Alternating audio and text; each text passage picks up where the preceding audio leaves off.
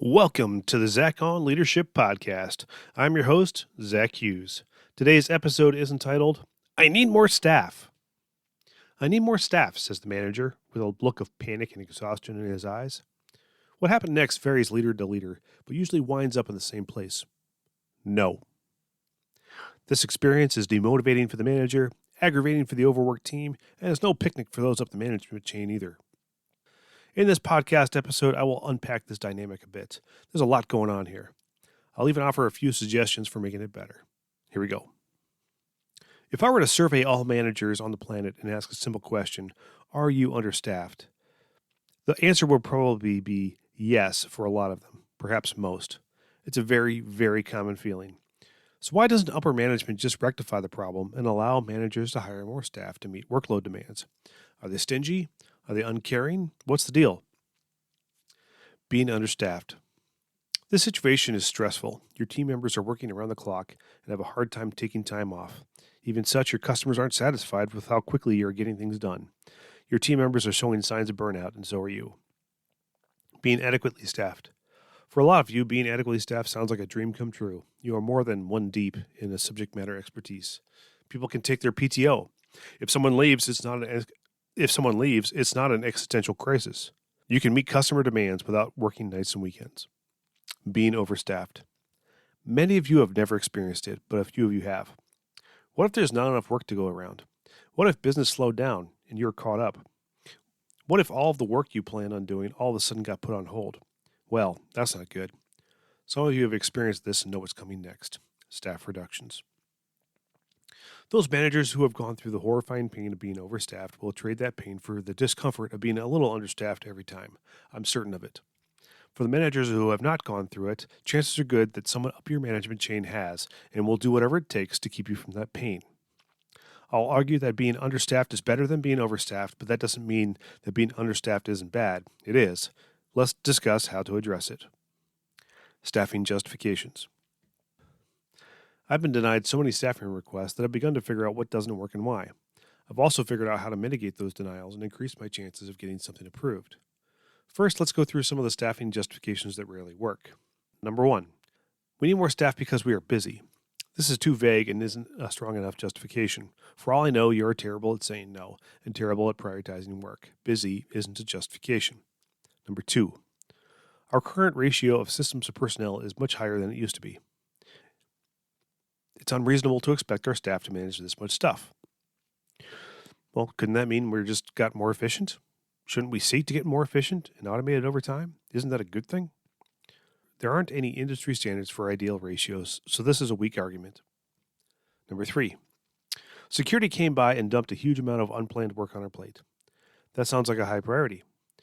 What's not getting done to make room for this high priority work? I'm describing these scenarios because they all signal to me that the manager hasn't quite done enough homework yet. Incremental staff additions are hard. They are supposed to be. As we've established, the consequences of overstaffing are severe and well worth avoiding. Now let's discuss the few tactics that I've seen work effectively. No guarantees, but these are better than the options we previously discussed. Number 1, new business demand. There's a business case or cost justification for it. I'll count for it in the budget cycle. If it is approved, I'll staff up and do the work. If not, I don't do the work.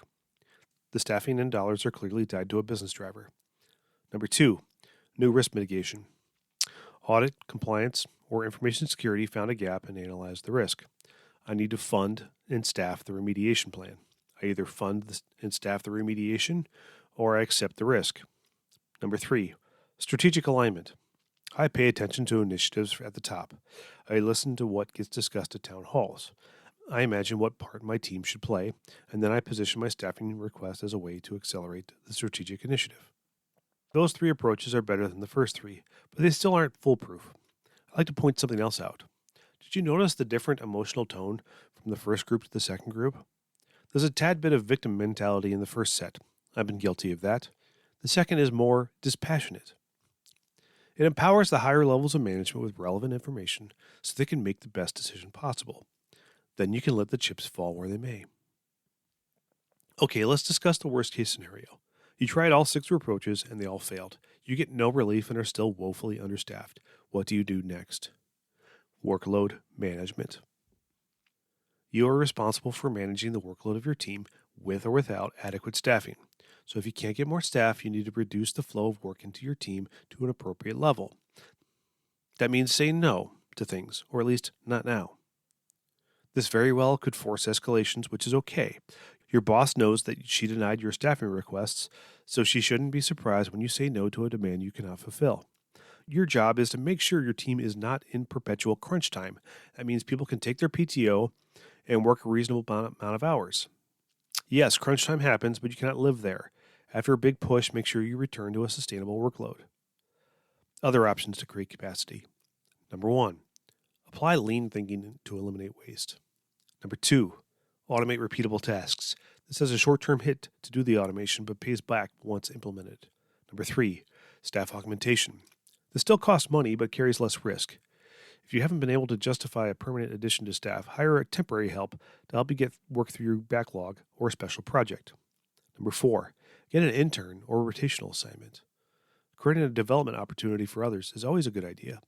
In this case, digging out from your extra work might be a great learning opportunity for someone who needs the experience. If you could set this up, it's a win for everyone. If you do these 4 steps well, not only will you create capacity, but you'll also create credibility for the next time you make a staffing request. Phone a friend. Many of you assume that the staffing requests are accepted or denied by management hierarchy alone, but that's not the case. I found it particularly helpful to build a coalition of support for staffing requests. Find some peers or other business stakeholders who want your team to do more work and have them co-sponsor your staffing request. This, combined with my other advice previously covered, will probably get you the outcome you seek. That's my advice.